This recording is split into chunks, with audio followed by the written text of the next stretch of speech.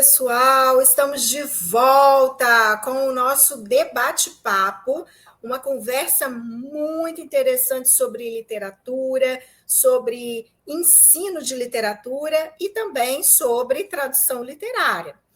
Hoje, a gente traz de volta o nosso palestrante, nosso queridinho, o jovem pesquisador, o jovem doutor do PPGL, que defendeu a tese ano passado, para falar sobre literatura juvenil. É um tema que ele pesquisou, vocês já conhecem aqui, porque ele já esteve aqui em 2 encontros passados, e eu falei com ele, não, você não vai fazer só 2 debate-papos, não, você tem que fazer 3 encontros para falar dos 3 livros, afinal de contas, ele escreveu uma tese, assim, para analisar todos os livros do Luiz Dil, então não podia deixar ele fazer o serviço pela metade. Então, eu quero pedir para que ele seja colocado aqui na nossa conversa nesse momento. Vem para cá, Danilo Fernandes. Danilo está aqui com a gente de novo para poder comentar sobre o 3º livro que ele analisou na sua pesquisa de doutorado. E nós estamos também de volta com toda a nossa equipe, né? O Luiz está aí fazendo toda essa organização tecnológica, nós temos os intérpretes de Libras, nós temos o Highlander, nós temos a Elizabeth, que dão um show de interpretação aqui com a gente, explicando para a comunidade surdas assuntos relativos à análise de textos literários.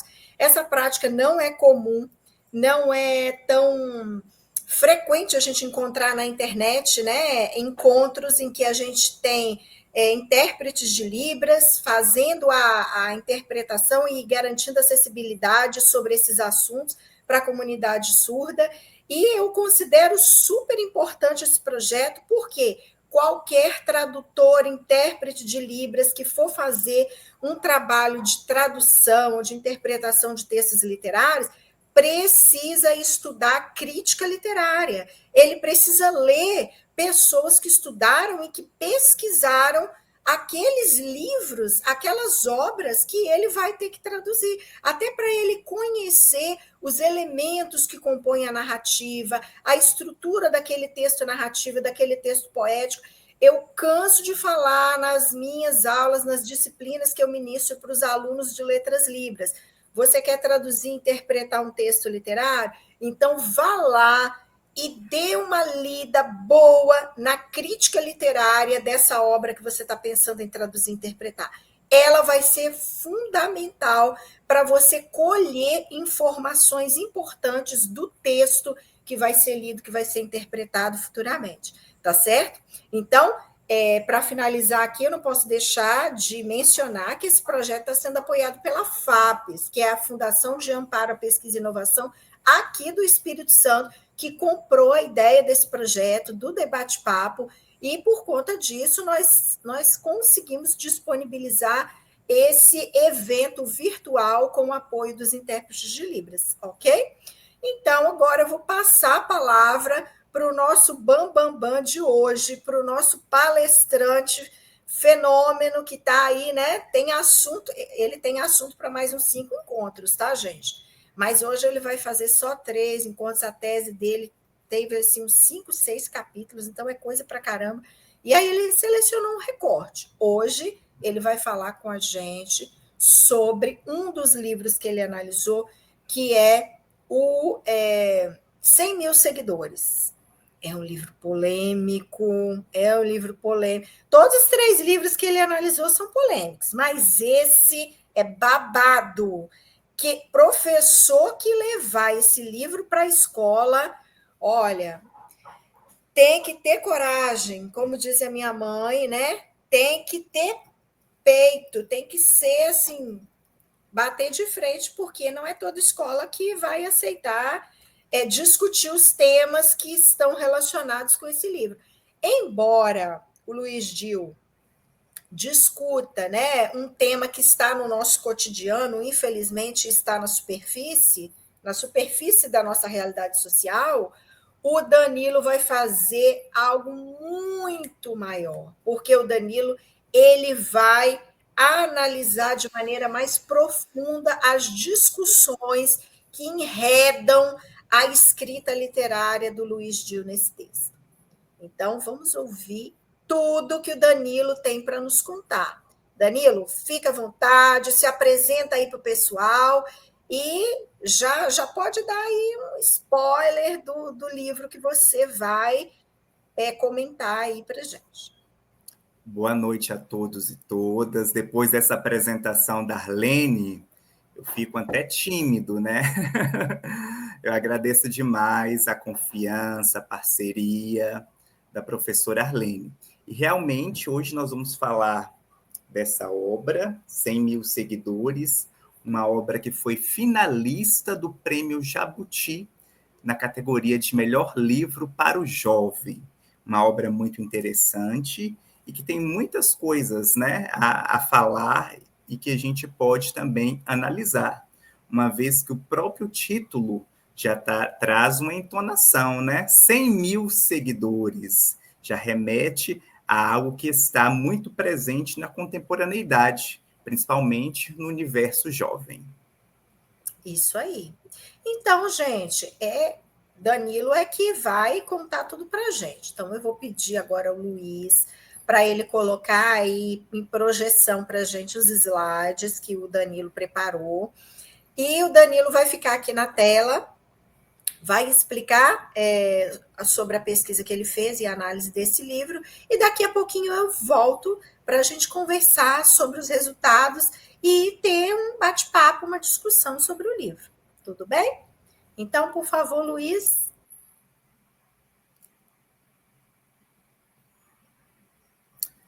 Muito bem.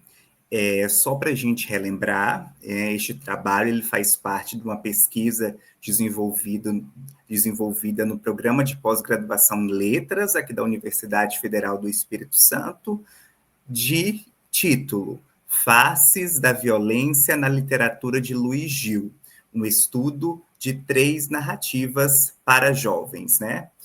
E, né, nos encontros anteriores, nós falamos de 2 obras. A primeira obra que nós falamos foi uma obra produzida e publicada na década de 90, A Noite das Esmeraldas. Nós analisamos flashes da realidade e da violência nesse livro. Depois, nós também analisamos no nosso último encontro o livro O Dia em que Luca Não Voltou, publicado em 2009, e nós observamos a questão da melancolia nesta obra. E hoje nós vamos falar da obra 100 mil seguidores, publicada em 2019. E nosso foco, né, no debate-papo de hoje será sobre a violência nessa obra, Faces da Violência e da Sociedade Contemporânea em 100 mil seguidores. Bem, primeira coisa que a gente precisa falar, qual é o enredo que conta, né, essa obra? É uma obra, pessoal, bastante realista, né? Não é uma obra que vem falar de mundo da fantasia, ela possui um enredo bastante realista, cuja inspiração, segundo o próprio autor, o Luiz Gil, veio a partir da leitura de notícias no jornal, né? E essa obra, essa novela, 100 mil seguidores, foi uma das últimas narrativas que ele lançou na sua 3ª década de produção para jovens. E esta obra escancara problemas variados que rondam especialmente o universo jovem, e, ao mesmo tempo, ela faz uma crítica contundente ao modus operandi da sociedade contemporânea. Por se tratar também de uma obra recente e de uma temática bastante polêmica, como nós vamos ver a seguir, né, a fortuna crítica dessa obra é escassa e possui poucos trabalhos que vêm analisar, né, este livro. E essa novela, pessoal, ela é dividida em 53 capítulos curtos. E esses capítulos são conduzidos por um narrador onisciente em 3ª pessoa. O narrador onisciente, é aquele narrador que ele não faz parte da história, ele não é um personagem da história, mas que ele fica de fora observando tudo o que acontece. No caso de 100 mil seguidores, nós temos um narrador onisciente intruso. O que é isso, Danilo? Que tipo de narrador é este? É aquele narrador que julga, que condena, que faz crítica nas ações de todos os personagens. Então, ele coloca seu ponto de vista ali. Este é o narrador onisciente intruso. Ele consegue ver o que os personagens estão fazendo, ele consegue verificar também o que se passa na mente das personagens e ele julga e critica a ação dessas personagens. Um outro ponto importante para a gente falar dessa narrativa é que ela é protagonizada por 3 adolescentes, as irmãs Ana e Carol, e uma amiga mais próxima da primeira, a Tiziana. Então, são 3 adolescentes protagonistas dessa história, né? Porém, há outros personagens também, como os professores da escola, nós temos também a empregada Gilda. E para hoje, para o debate-papo de hoje, eu fiz um recorte e nós vamos falar de 2 personagens apenas. E vocês terão curiosidade para conhecer as outras personagens assim que vocês lerem esta obra. Hoje nós vamos falar da adolescente Carol e nós vamos falar da empregada Gilda. Como as faces e as formas da violência estão ou se mostram no contato e no dia a dia dessas 2 personagens. E Danilo, onde é que se passa a história? A história se passa numa cidade interiorana chamada Cerro Alto do Sul, localizada no Rio Grande do Sul. Para Carol, uma das personagens principais, essa cidade ela é considerada sem graça, perdida no tempo, escondida no mundo, né? E a personagem Carol não gosta muito dessa cidade interiorana, ok? Uma coisa importante para a gente falar também, antes da gente adentrar, né, na análise das personagens, essas 2 personagens que eu citei anteriormente, nós vamos falar um pouquinho do projeto gráfico editorial desta obra, né? Como vocês podem ver, o livro, principalmente o livro para o jovem, ele se constitui como um todo. A gente tem que observar todos os elementos que fazem parte da obra. Não somente o texto, mas também esse projeto gráfico editorial. Então, a primeira coisa que a gente pode observar nessa obra é a capa. Primeira coisa, a gente pode observar que é uma capa preta, né, com um traço amarelo, né, uma parte amarela. E aí a gente pode observar o que significa, né, o porquê dessa capa preta com esse traço amarelo.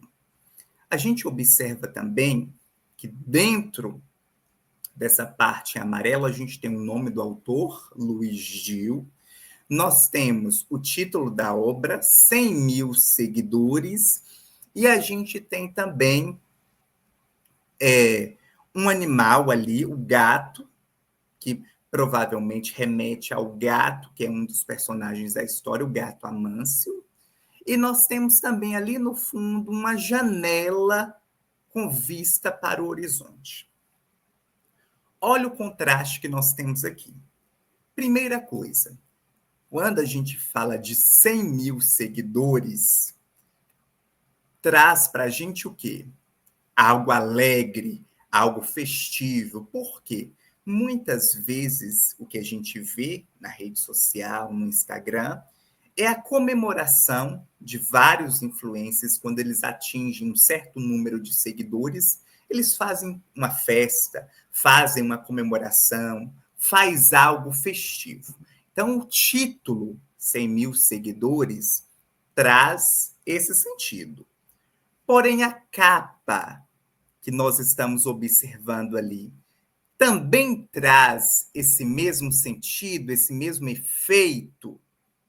Creio que não. Nós temos uma capa preta, amarela, poucas cores, cores mais fortes, menos chamativas. Então, aqui a gente já tem um contraste. O título não combina com as cores presentes na capa. Essa capa preta, qual é a ideia que essa capa preta traz? Qual é a ideia que esse amarelo passa para a gente? Passa algo alegre, algo festivo? Penso que não.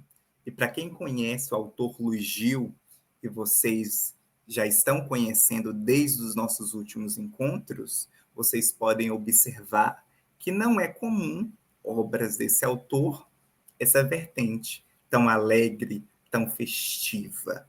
Então, a capa 100 mil seguidores já dá indícios, né, do que essa narrativa vai tratar.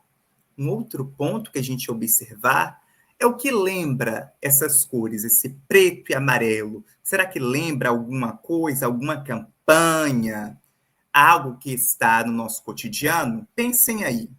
Vocês conseguem se lembrar de algo que traz, que vem à memória quando vocês observam essa capa, 100 mil seguidores? Não? Vou mostrar para vocês. Essa capa, gente, tem as mesmas cores que a campanha do Setembro Amarelo, né? Para quem não sabe, o Setembro Amarelo é uma campanha de prevenção ao suicídio. Então, eu trouxe aqui para vocês apenas um banner para vocês observarem as cores desse banner do Setembro Amarelo. Nós temos o preto, nós temos o amarelo. Coincidentemente ou não, são as cores da capa de 100 mil seguidores.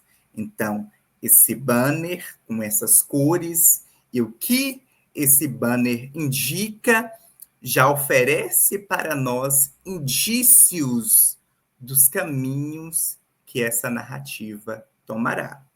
Porém, essa parte nós não falaremos hoje, vai ficar em suspense para que vocês, quando tiverem contato com a obra, observarem outras temáticas ou temáticas que podem estar relacionadas com esse banner aí do Setembro Amarelo, da prevenção ao suicídio.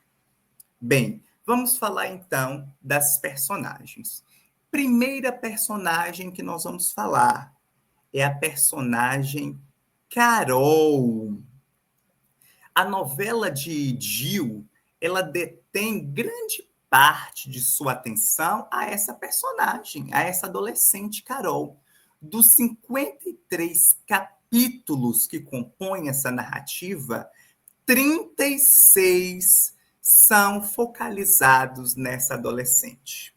Nas primeiras linhas dessa novela, né, a personagem ela é descrita fazendo caras e bocas para selfies, posteriormente postadas na rede social. Então, no primeiro momento, nas primeiras linhas da narrativa, a gente já observa essa personagem Carol já imersa nesse mundo virtual. Vamos ler um trechinho aqui dessa narrativa. Carol se olha no amplo espelho do armário, faz poses, manda beijos, depois corre às portas do móvel, joga as roupas e acessórios sobre a cama. O livro de matemática é soterrado, conjuntos, funções, parábola, Equações modulares. A prova é amanhã, mas ela não tem tempo. Precisa compor o visual. Aponta o celular na direção do espelho. Capricha na pose e clica. Está de salto alto, mini saia preta de couro, blusa vermelha de alça, franja escovada para o lado, batom cereja encantadora, olho esfumado com sombra coral e glitter. Aqui, pensando na vida, ela escreve como legenda e posta a foto. Joga-se sobre a cama e ui, as coisas batem na quinadura do livro de matemática. Função quadrática, gráficos de função exponencial, crescimento e decrescimento de funções. Quando é mesmo a prova, joga-o e ele não faz barulho com tanta roupa espalhada no assoalho. Então, aqui, nesse primeiro trecho, a gente já observa, né, essa menina nesse mundo virtual.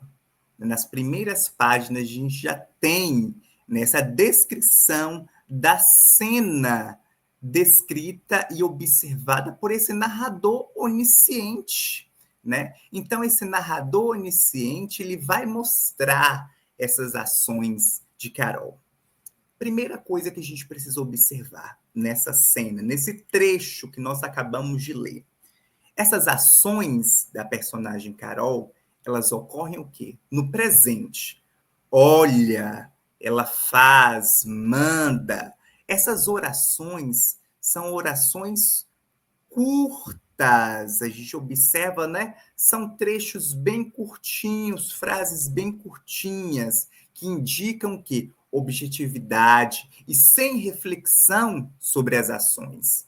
Essas ações rápidas, elas sugerem velocidade da cena, alguém que está correndo contra o tempo para realizar uma tarefa.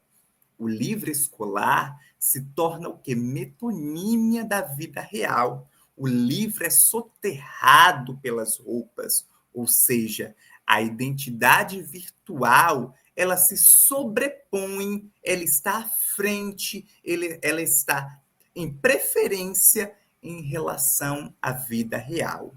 Aqui é a vida o quê? Das responsabilidades, das dificuldades. O livro é soterrado, ou seja, ele é morto. A vida real é morta. Dessa forma, aos poucos, já nos primeiros trechos, o narrador já vai adiantando para a gente os traços da personalidade dessa adolescente, aos quais ele quer que o leitor se atente, bem como as prioridades da garota. Então, aqui a gente já observa quais são as prioridades da garota. A prioridade dela é a rede social, é sua vida virtual, é priorizada em detrimento da vida ali cotidiana, da vida real. Segundo ponto que o narrador vem trazer para a gente é questões relacionadas à identidade dessa garota. Por quê? Porque a busca pela uma identidade própria parece ser uma questão importante para essa protagonista. No entanto, essa busca pela identidade, ela é construída por meio da comparação. E comparação que ela faz com aquilo, com aquele mundo criado nas redes sociais. A personagem Carol segue várias influencers do mundo digital e ela fica se comparando com aquela realidade que ela vê através do seu celular. Uma outra situação que ela observa também é a comparação que ela faz com a prima dela, uma prima distante, que mora fora do país, e a todo momento o narrador expõe a relação de Carol com sua prima mais velha, né? Ambas, quando crianças, brincavam juntas, né? Os pés descalços. Porém, à medida que essa prima foi crescendo e começou a se destacar tanto pela beleza física como por sua alegria, Carol foi ficando conhecida como a prima. A prima. Porém, essa prima vai se destacar, cria uma carreira de modelo e vai morar longe, na Ásia. E a Carol fica a todo momento se comparando, como nesse trecho aqui. Lembra-se da prima, Louise. Até o nome dela é bonito, Carol resmunga. Magra e esbelta. Com 1,79 de altura, a modelo serro-altense faz sucesso na Ásia, dizem as manchetes. Carol espia-se no espelho. Odeia fitas métricas e balanças. Sua prima Louise tem mais de 80 mil seguidores. Opa! 1.000 seguidores. Carol Tecla Feroz. Na verdade, são 82.786. Presa aqui neste fim de mundo, é o maior milagre ter 117 seguidores. Carol resmunga. Então, olha a comparação que essa adolescente faz. Ela se compara com uma prima, que teve uma carreira bem-sucedida, que vive fora do país, e ela estabelece essa comparação com essa jovem, né? Então, esse trecho aqui, ele mostra para a gente a dificuldade dessa adolescente encontrar uma identidade própria, uma vez que seu parâmetro está no aparente sucesso alcançado pela prima, baseado no que ela vê nas manchetes e pelo número de seguidores nas redes sociais de sua parente. E tal dificuldade é ampliada ainda mais quando a personagem consome o conteúdo padronizado e artificial dos perfis prediletos no Instagram. Então, para essa personagem Carol, o que é o sucesso? O que é se dar bem na vida? É ter um alto número de seguidores. Este é o parâmetro para ela. Então, a todo momento, esse narrador vem mostrar isso para a gente, né? E a Carol, ela vai começar a postar fotos no intuito de quê? De alcançar um maior número de seguidores, né? Ela vai entrar nesse mundo virtual, vai se envolvendo, vai criando intimidade, e à medida que ela começa a ganhar seguidores, alguns valores vão sendo corrompidos.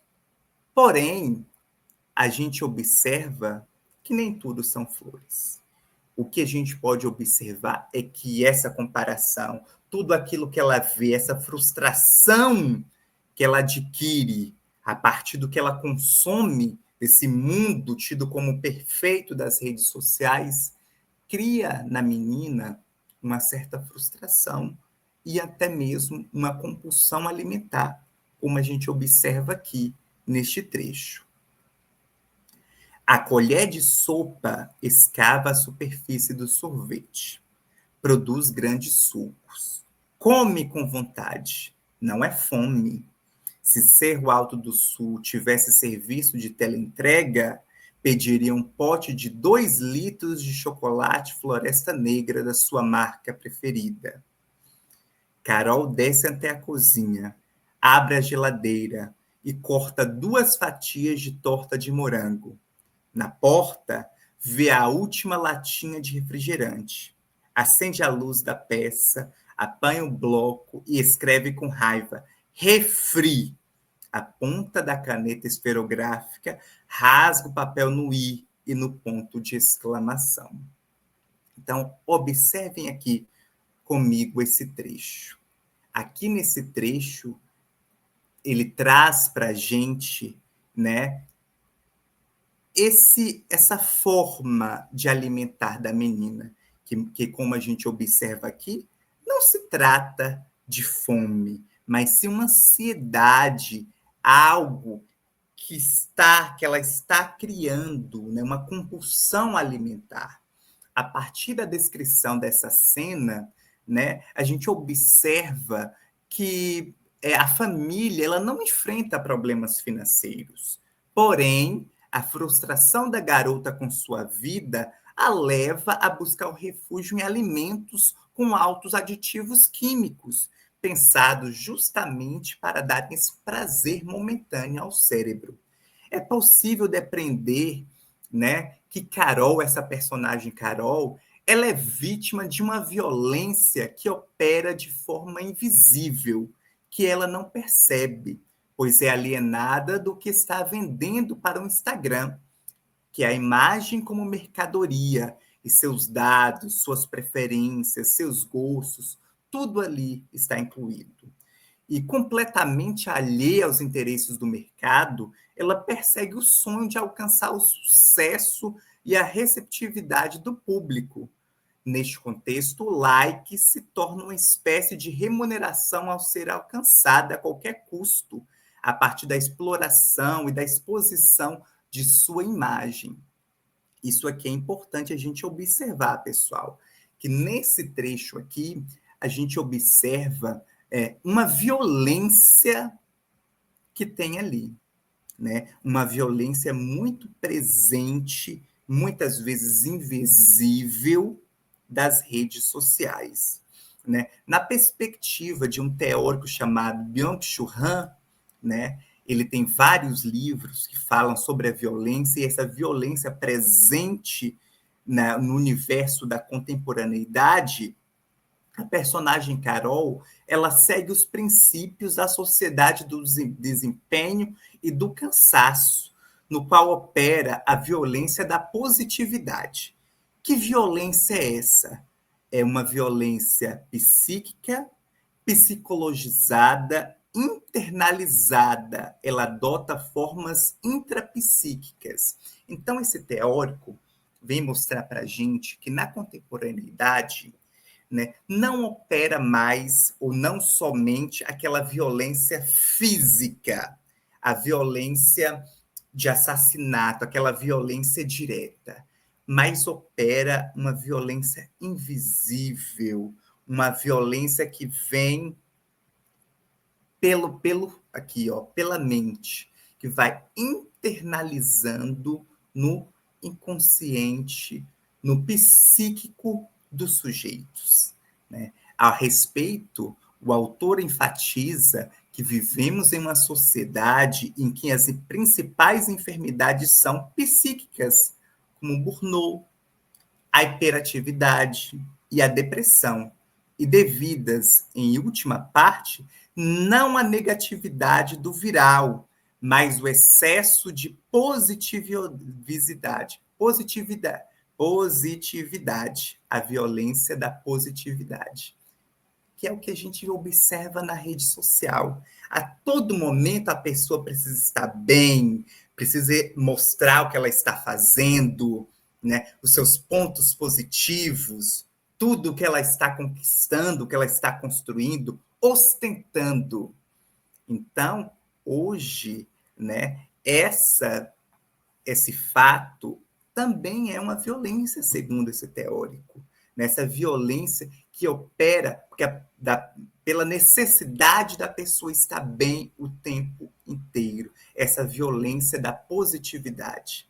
E nessa perspectiva, segundo o Byung-Chul Han, o excesso de superprodução, superdesempenho, superconsumo e supercomunicação, além da superinformação, não ameaça o sistema imunológico, mas o sistema neuropsíquico. A partir disso, é possível entender que a personagem Carol ela está vislumbrada com as falsas realidades impostas pelas redes sociais.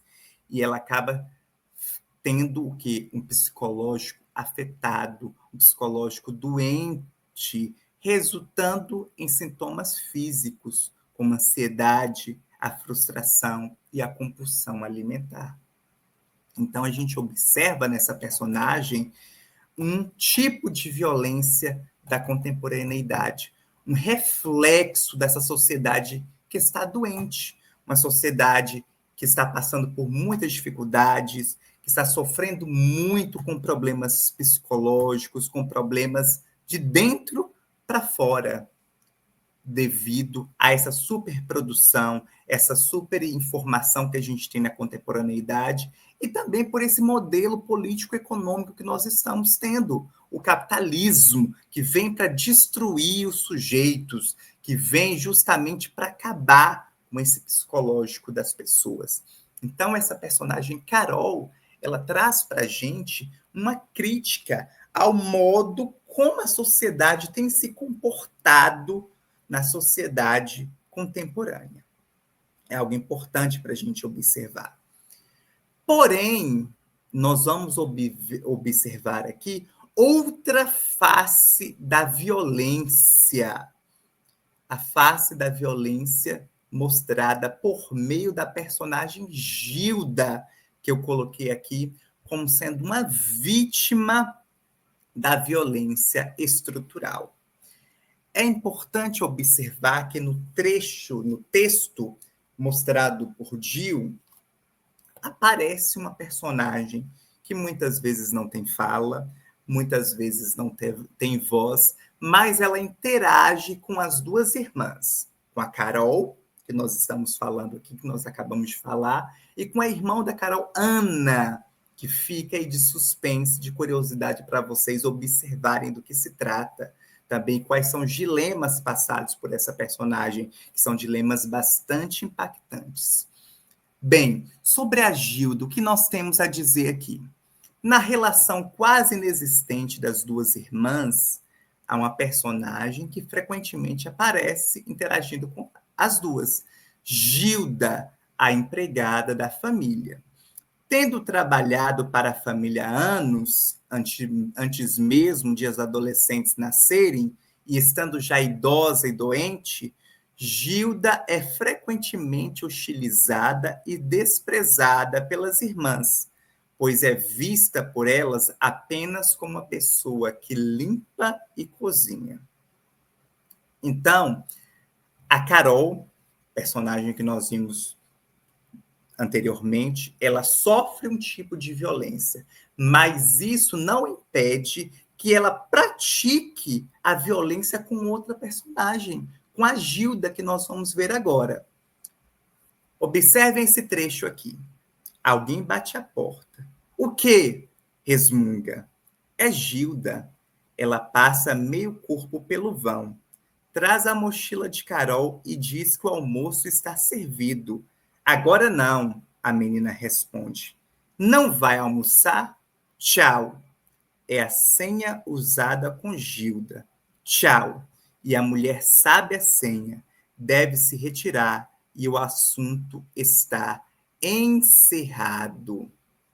Observem aqui, né, nesse trecho, ele se inicia com a atitude da empregada de quê? De bater a porta, respeitando a intimidade da adolescente Carol. Em contrapartida, a gente pode observar que a primeira reação da menina é resmungar, dando a impressão de que a empregada não é bem-vinda naquele ambiente. A mulher, por sua vez, entende que sua presença ela causa um tipo de desconforto para a menina. Por isso, ela só passa meio corpo pelo vão. Porém, a empregada ainda se mostra preocupada com a adolescente, anunciando que o almoço está pronto. Mas a adolescente ela responde negativamente. Diante da insistência da empregada, ela responde somente com tchau, evidenciando que a mulher deve se retirar imediatamente do quarto. Sendo assim, nas primeiras cenas em que as duas personagens interagem, o narrador, esse narrador onisciente, ele tenta destacar para a gente, para os leitores, a condição subalterna ocupada pela mulher, bem como a invisibilidade na casa onde ela trabalha. Gilda é uma das personagens que menos tem voz na obra 100 Mil Seguidores, aparecendo apenas para servir as adolescentes. Não há qualquer menção de como é a vida dessa personagem fora do ambiente de trabalho, muito menos se ela tem família ou não. Ela é retratada apenas como uma serviçal para os que estão ao seu redor. Suas dores e seus problemas são invisibilizados. Vamos ver, né, mais um trecho aqui da interação entre Carol e a personagem Gilda. Batidas na porta interrompem a leitura de Carol. É Gilda. Pede licença para tirar o prato. Comeu tão pouco, a mulher comenta. Traz o sorvete, Carol ordena. O de chocolate, enfatiza com voz enérgica e se enerva com a demora de Gilda. Levanta os olhos da tela do celular e a vê mancar, mão sobre a perna. Carol não se espanta. Deve ser velhice, conclui. Nesse trecho aqui, pessoal, nós podemos destacar outras coisas. Primeiro ponto que a gente pode destacar, a presença de verbos que expressam o quê? Ordens, como nos trechos, né? A gente tem ordena, né? Manda, né? Outros verbos que vão trazer esse tom agressivo e dominador com o qual Carol trata Gilda. Esse narrador onisciente intruso faz questão de ressaltar que a saúde da mulher é frágil. Entretanto, a adolescente, em momento algum, mostra qualquer atitude empática, concluindo apenas se tratar da velhice. Nesse sentido, o narrador ele constrói o perfil de Gilda pela característica da velhice e pela falta de saúde. Logo, estabelece para a personagem, estabelece para o leitor, né, mostra para o leitor uma imagem de uma mulher vulnerável e que é hostilizada pela adolescente. Desse modo, pessoal, a gente observa aqui uma situação importante, que é uma violência, muitas vezes, naturalizada na sociedade brasileira, constituída muitas vezes de maneira velada por meio da linguagem, portanto, simbólica, né? Nós observamos aqui mais detidamente a relação entre esses personagens, que através desse trabalho, né, do livro, a gente pode observar relações presentes no Brasil contemporâneo, né? Esse trabalho, esse tratamento dado à figura da doméstica. Muitas vezes, e na maioria das vezes, nas relações sociais da vida cotidiana, a gente observa essa posição que ocupa a empregada doméstica, uma posição subalterna, uma posição, né, de estar ali para servir as pessoas. Isso é uma característica da violência estrutural que perpassa a sociedade brasileira. Então, desse modo, é evidenciado esse tipo de violência, uma violência estrutural. De acordo com Marilena Chauí, né, uma filósofa que nós temos no Brasil, as relações sociais são perpassadas por autoritarismos, reflexo do processo de formação das classes sociais. Tal formação tem sua origem no modelo da sociedade colonial escravista, que estruturou as relações de forma hierárquica em uma lógica do mando-obediência.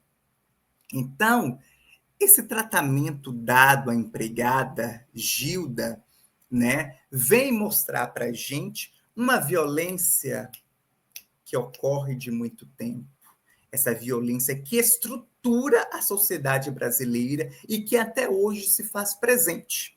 De acordo com a filósofa Marilena Chauí, né, a sociedade brasileira é marcada pela estrutura hierárquica do espaço social que determina a forma de uma sociedade fortemente verticalizada em todos os seus aspectos, né? Ou seja, uma sociedade que é marcada pelas classes sociais, daquele que manda e daquele que obedece. Nela, as relações sociais e intersubjetivas são sempre realizadas como relação entre um superior que manda e um inferior que obedece, como nós estamos vendo nesses trechos do livro 100 Mil Seguidores. As diferenças e assimetrias são sempre transformadas em desigualdades que reforçam a relação mando-obediência.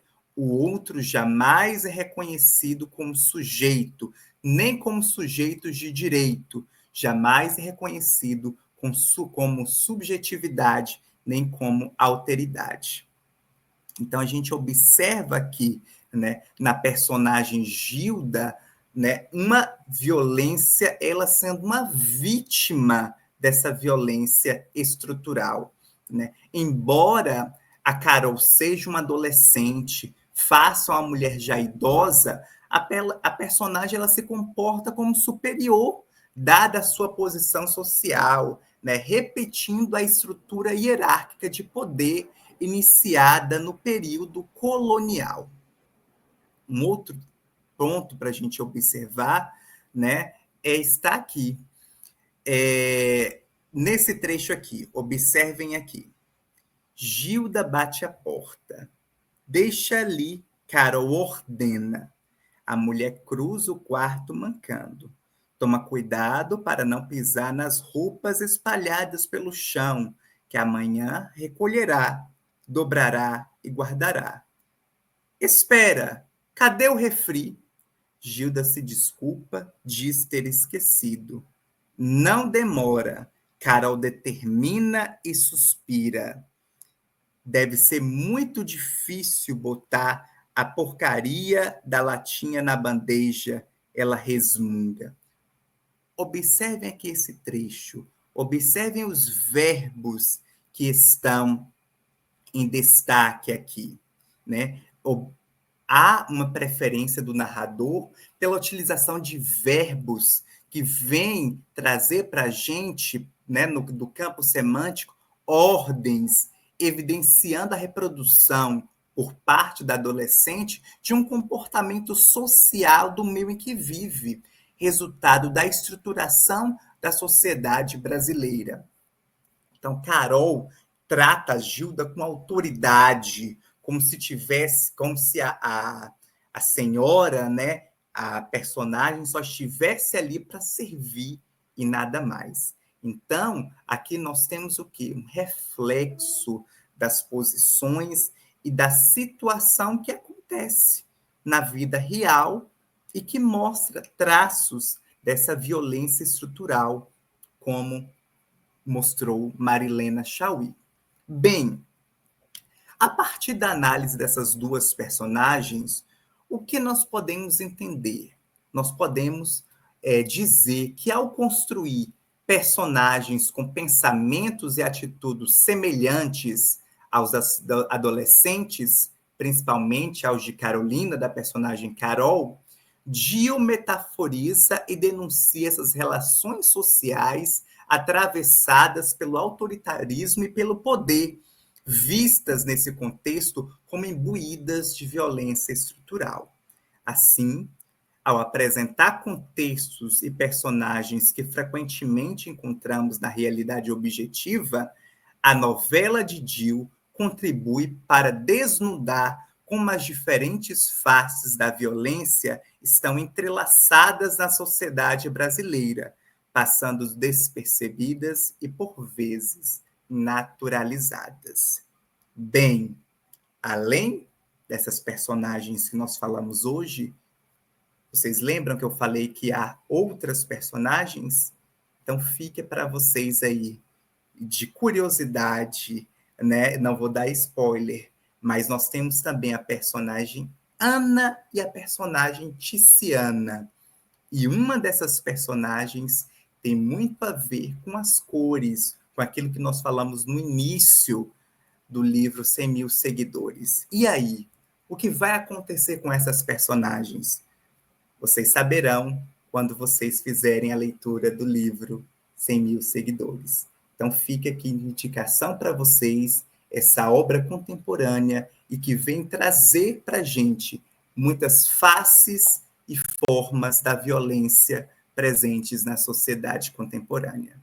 Obrigado pela atenção e obrigado por vocês estarem aqui acompanhando um pouco dessa explanação desse livro juvenil, que em nada deixa a desejar, né, de outras obras que nós temos dedicados ao público adulto. Obrigado.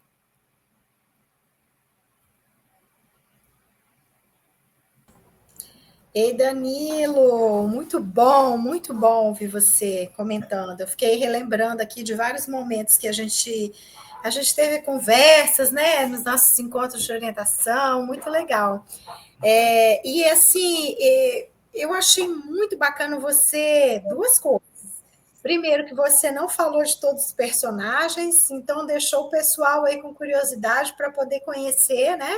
Essa Outros foi a intenção. personagens. Não Foi dá spoiler. olha, Vou isso deixar um aí, hein? gostinho. Que estratégia boa. Vou fazer isso também quando eu for fazer minhas apresentações, deixar todo mundo curioso para ler o restante.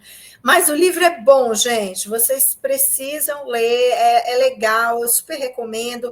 Mas eu acho que mais interessante ainda é a proposta de leitura, a chave de interpretação que o Danilo traz sobre as discussões no contexto social que esse livro nos leva a refletir. Porque quando o Danilo ele consegue perceber ali, na relação das personagens, os tipos de violência que estão naturalizados na nossa sociedade, isso daí abre os nossos olhos para a gente pensar como isso está tão naturalizado que o texto ele traz, quando você lê, você pensa assim, cara, mas isso aqui acontece mesmo, isso aqui não é nenhuma novidade. E aí, quando você para e fala assim, gente, como assim não é novidade você tratar mal uma pessoa que trabalha, que está ali realizando o seu serviço diário, cotidiano? E aí é só quando o Danilo ele mostra, né, quando ele fala assim, olha, essa menina, essa personagem, no caso, dentro do texto literário, ela faz uso de formas de tratamento que são marcas de uma violência histórica que existe na nossa sociedade, da relação hierárquica de patrão e empregado, né? E de uma relação extremamente abusiva, desrespeitosa que acontece na nossa sociedade. E aí eu fico pensando qual é a contribuição desse olhar que o Danilo traz a partir dos teóricos que estudam, que investigam a violência, para nós. Talvez, no primeiro momento, nós despertarmos para práticas que nós temos no cotidiano que muitas vezes nem nós percebemos, porque, como ele mesmo mencionou, isso está naturalizado. E a partir do momento que você percebe que isso está naturalizado, mas não deveria ser assim, você começa a observar e falar assim, peraí, eu não posso concordar com isso. Esse tipo de prática no dia a dia, quando eu percebo isso acontecendo no dia a dia, no cotidiano, eu preciso me posicionar em relação a isso, né? Não é porque o Luiz Gil ele construiu uma personagem com esse tipo de comportamento, de postura, que a gente tem que falar assim, é assim, a vida é assim. Não, quando ele mostra isso, quando ele constrói essa personagem, em algum sentido, essa personagem ela está se apresentando como uma maneira de denunciar uma prática que não deveria ser daquela forma, né? A agressividade, a forma de tratamento. E eu penso que é muito interessante também a maneira como o Danilo ele revela que a personagem Carol ela é uma personagem que se vende, né? Ela se vende como uma mercadoria para as redes sociais. E essa prática ela também tem se tornado naturalizada na nossa vida cotidiana, para todos aqueles que estão imersos nas redes sociais, em maior ou menor grau. É claro que existem pessoas aí que não gostam muito de se expor nas redes sociais, né? Mas a gente também observa que o Luiz Dil, ele procura mostrar como que os adolescentes eles fazem uso dessa rede social sem nenhum tipo de reflexão, sem nenhum tipo de crítica, né? Eles, na verdade, veem a rede social como um espaço de ascensão, como um mundo artificial ali, em que tudo é permitido, em que vale tudo, né? E é um mundo em que cada vez mais o individualismo, o egoísmo, o egocentrismo, essa prática de pensar só em si é aquilo que mais é praticado nesse espaço virtual. Então, assim, eu agradeço muito ao Danilo por ter dado essa contribuição, de mostrar para a gente formas, né, possibilidades de se analisar o livro e a narrativa do Dil para além da superfície, para além do que os elementos, vamos dizer assim, primários da narrativa mostram. Porque é muito comum o livro do Luiz Dil ele ser levado para a sala de aula, principalmente esses 100 mil seguidores. Ele falou isso, né, na entrevista com o Danilo. O Danilo fez uma entrevista com ele, e ele comentou muito sobre isso, né? Que esse livro ele tem sido levado para a sala de aula, alguns professores até têm trabalhado esse livro na sala de aula, mas abordando apenas a questão da imersão dos adolescentes na rede social, do vício, né, nas redes sociais, mas falta muitas vezes uma discussão mais profunda sobre o que está por trás dessa vontade, desse desejo insaciável dos adolescentes estar nas redes sociais. E o que as redes sociais ela tem provocado nos adolescentes, além da, como o Danilo falou, da depressão, da ansiedade, tal. E aí o Danilo ele acaba mostrando para a gente essa perspectiva da violência que não está tão explícita no texto do Dil, mas o fato de ela não estar sendo mostrada assim em destaque fez com que o Danilo fosse fazer uma pesquisa mais aprofundada para nos mostrar faces da violência que estão ocultas no livro do Luiz Dil, né? E quando vocês fizerem a leitura do livro aí, e vocês vão perceber que existem outros personagens que também são atravessados por outros tipos de violência. E aí eu não posso deixar de falar que vocês têm que ler a tese do Danilo, né, gente? Já falei isso nos 2 encontros passados. Vocês, olha, a tese dele está lá no site do PPGL. É pegar, baixar, fazer a leitura. Aproveita o carnaval está chegando aí, né? Nós estamos fazendo esse encontro próximo ao carnaval. O pessoal que está interessado em literatura juvenil, que está lendo que está assistindo a esse encontro, procurem a tese do Danilo e façam a leitura. Eu estou certo de que assim o texto vai esclarecer muitas outras questões, porque o livro, a tese, ela aborda o texto de maneira mais completa, né? Os outros personagens também, o Danilo fala sobre eles. E aí eu já deixo o convite para vocês fazerem essa leitura.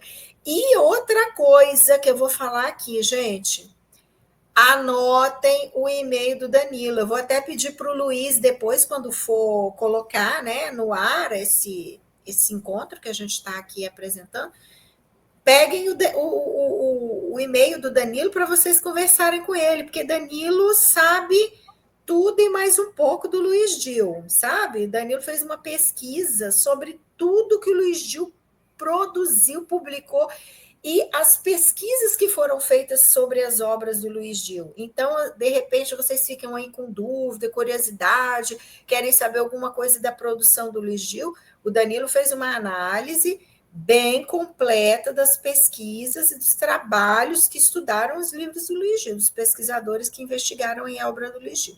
Então tem que pegar o e-mail, porque pesquisador é assim, pesquisador, quem está aí fazendo dissertação, TCC, artigo, quer saber detalhes, curiosidades, e aí a tese não deu conta, vai lá e pega o e-mail do Danilo, vai lá e pergunta, porque o Danilo vai ter maior alegria de conversar. Afinal de contas, ele ficou debruçado, não fazia nada, só estudava e analisava os livros do Luiz Gil.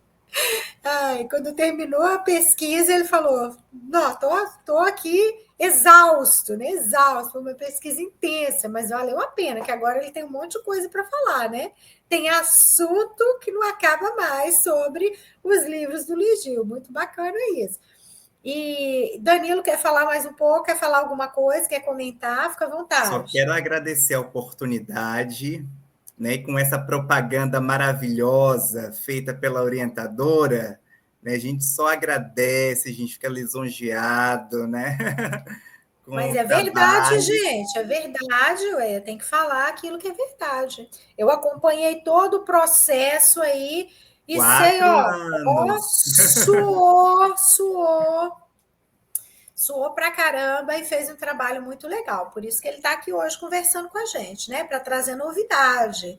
O PPGL tem produzido muitas pesquisas interessantes e na área de literatura juvenil, como a gente observou lá na tese, essa é uma das primeiras pesquisas sobre literatura juvenil do PPGL, né? Sobre, assim, especificamente sobre análise de textos de literatura juvenil. Esse é o trabalho do Danilo, assim, a cereja do bolo. E que venham outros, né? Daqui os dias, Sim.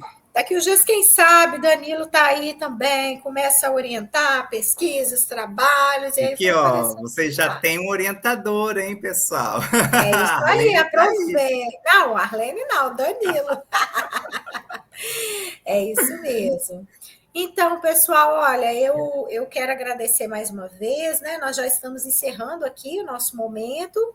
Passa rápido, né? A gente fica ali atento, acompanhando tudo que está acontecendo, passa muito rápido. E o Danilo falou muita coisa interessante. Então, eu quero só agradecer vocês que tiveram oportunidade de prestigiar esse momento aqui, de acompanhar. Eu sei que às vezes é muita coisa para acompanhar, mas aí, quando vocês tiverem um tempinho aí, vocês vão escutando o áudio, né, desse encontro, desse debate-papo, e nós estamos aqui à disposição para tirar dúvidas, se vocês tiverem depois. Nossa equipe vai colocar para vocês aí os contatos, e fiquem à vontade para a gente continuar essa conversa. O objetivo desse debate-papo é justamente isso: ajudar na divulgação de pesquisas que são importantes, né? Claro que são inúmeras, muitas pesquisas que o PPGL tem produzido, mas eu procurei trazer essa porque ela tem um diferencial, né? Ela tem algumas questões aí de destaque que eu acho que vale a pena a gente mostrar e compartilhar com todo mundo. Então, agradeço mais uma vez ao Danilo, né, que trabalhou hoje o dia inteiro, chegou cansado do serviço, 7 às 7, cipolate, e depois das 7 ele começa aqui com a gente no debate-papo. E agradeço também ao Highlander, agradeço a Beth, que estava aqui interpretando, e ao Luiz, que está fazendo todo o monitoramento aqui do nosso encontro. E a vocês que estão aí acompanhando, por favor, divulguem, compartilhem esse trabalho, né? O que a gente quer é divulgar pesquisa na área de literatura para a maior quantidade de pessoas possíveis, né? Para que todo mundo saiba que pesquisa se faz em diferentes áreas e as pesquisas no campo da literatura são muito importantes para os professores da educação básica, para os tradutores e intérpretes de Libras, para os professores bilíngues, para os professores surdos, e é por isso que os intérpretes estão aqui, para fazer essa mediação e garantir essa acessibilidade em Libras para os nossos colegas surdos, tá bom? Então, um abraço para vocês, fiquem bem, aproveitem aí, e se precisar de alguma coisa, estamos aqui à disposição. Um abraço, tchau para vocês. Tchau, tchau, gente. Obrigado.